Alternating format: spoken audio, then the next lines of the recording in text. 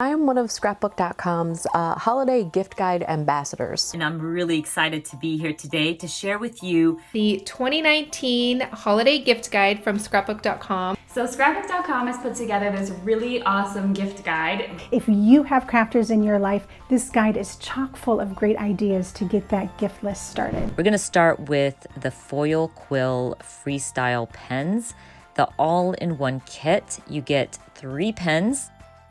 They come in 2 separate packages, but I'm going to be sharing with you the larger package that has 3 of those pens. And I start by heating my pen. I'm going to grab a piece of paper. This is the simplest way to use these pens. I'm going to go ahead and add some foil. I'm going with this rose gold. This came in the package.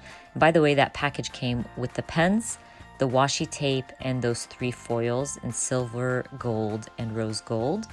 I want to make sure that my foil is flat on my surface just because I'm going to be tracing over whatever I stamp. I decided to use this exclusive stamp set from Scrapbook.com, and I'm going to stamp out, I think it says it's sweater weather, I think, and I'm going to stamp that directly over my foil using some archival ink. You need pigment ink for this. But once I stamp Hello Sweater Weather, all I'm gonna do is grab my foil quill pen. It's nice and warm and ready to be used. And I'm going to trace over my stamped image. It's as simple as that. In that packet, you had different types of pens to choose from. Some were thin, some were thicker. And so you can choose whatever thickness you need. I went with the middle one, which is not as thick, but it was perfect to go over my stamped image. Once I'm done, I remove the foil and I will end up having a beautiful foiled stamped image. I love it. So simple, especially for those crafters who don't have silhouettes and digital machines and things like that. These pens work perfectly. So one of my favorite things in the gift guide is the Distress Oxide sprays. These are just like the Distress Oxide ink pads that we've come to know and love and do all sorts of really crazy creative things with. So I wanted to take just a few minutes to show you a few techniques that you can use with these new sprays. Okay, so here is just a little handful of the Distress Oxide sprays. They come in all of the same colors as the Distress Oxide ink pads, so everything matches these days. And I just wanted to show you how you can use them. So I have some of the card fronts from Scrapbook.com. These are Nina's Solar White 4 1/4 by 5 1/2 card fronts, and they come in really handy for doing all sorts of techniques together. So the first thing I'm going to show you is just a direct to paper, and these need to be shook up because the pigment inside will separate. So just go ahead and spray a little bit on here. And you can see how it just really likes to coat the paper and it looks really cool. It gives you that spray effect. So if that's what you're looking for your project, that's a really great start. So I'm just going to heat this up real quick. And while I'm heating it, I'm going to grab my water spray and I'm just going to spray it a little bit, and that's going to start that oxidation process that we know from the Distress Oxide ink pads. So basically the oxidation leaves this white kind of residue behind, and that is what's so unique about these Distress Oxides. And then we have the things I'm going to talk about today. So we've got there's new blending tools. We're going to be using their blending brushes, some of their stencils. I've got hybrid inks here. They also have a great range of stamps and adhesives and foam adhesives now too. Then I'm going to start with some, let's start with the guacamole because it's a bit more of a mid-green. Okay, so we're just going to do an ombre effect to demonstrate how beautiful these are. So all I do, you can see just a little bit of ink on here. And I'm going to do about 1/3 of my cardstock. Then I'm going to go in with succulent. So again, just a little bit on the end. And you can mix and match between these two or rinse them out between colors, or on a baby white works really well too. And I'm just overlapping a little bit on that previous color, just a smidge. Okay. Which I'm going to use the same one for my olive. And I might end up adding a little bit of pine, which is why I want one left. So again, I'm doing the same thing. And finally, I'm going to take some pine and I'm just going to add a darker, brighter green at the top. Again, just going over like the last ½ inch or so of my previous color. And look at that beautiful ombre background. So quick and easy too. Hey everyone, it's Justine and welcome to the 2019 gift guide from Scrapbook.com. And inside you can find all sorts of things that you can ask for Christmas that are crafting related and are available at Scrapbook.com. So we were each given the task of showing off one of the items from the gift guide, and the one that I chose as the We Are Memory Keepers paper stackers. And these things here are super cool. You'll see me put it together and how it goes in just a moment. And these here are stackable, which means you can add and buy as many as you like. So when it comes in the box, it comes in quite a flat box for easy shipping purposes, and there aren't any pieces really. There is a visual guide on the back on how to put this together. So all 4 trays come exactly as shown, and you can see that you can actually collapse them. So if you plan on moving or traveling with them at all or anything like that, they're very easy to transport.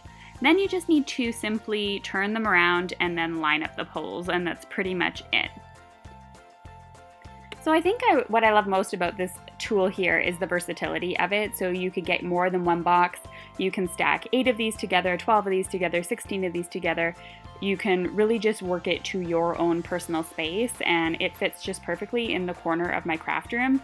And I absolutely love the way that it looks. It's clear, so it matches any craft room, and it's easy to put together. All right, so I hope you enjoyed how I put that together and what the paper trays are all about. Let me know in the comment below what is on your wish list this holiday season, and I'm really curious to see what that entails. I'm going to be featuring the Spellbinders Glimmer Hot Foil System. I'm super excited to try it out. I haven't used it or opened it yet. So I am going to try it out with you guys and show you how amazing it is. I've seen lots of videos and I can't wait to show you guys. All right, so we are going to take a look at the Glimmer Hot Foil System from Spellbinders. And I absolutely love this product because I already have a die cut machine. So you use your existing die cut machine with it. And this just sits on top of your desk. You can put it away when you're done. And we are going to open it and try it out together. So I'm super excited. Just wanted to show you guys the back of the box here. All right, so we have the foil plates. Then we're going to take the foil, which is the color side down. And then we're going to take the cardstock. I'm going to lay it here. Hopefully I'm going to get this right. And then we are going to take the shim and then the spacer pad, the spacer plate, okay? And then you're going to take it out. We are going to transfer it to the die cut machine and just run it through. All right, let's see how we did here. Okay, so you see it here like this, and then we have that.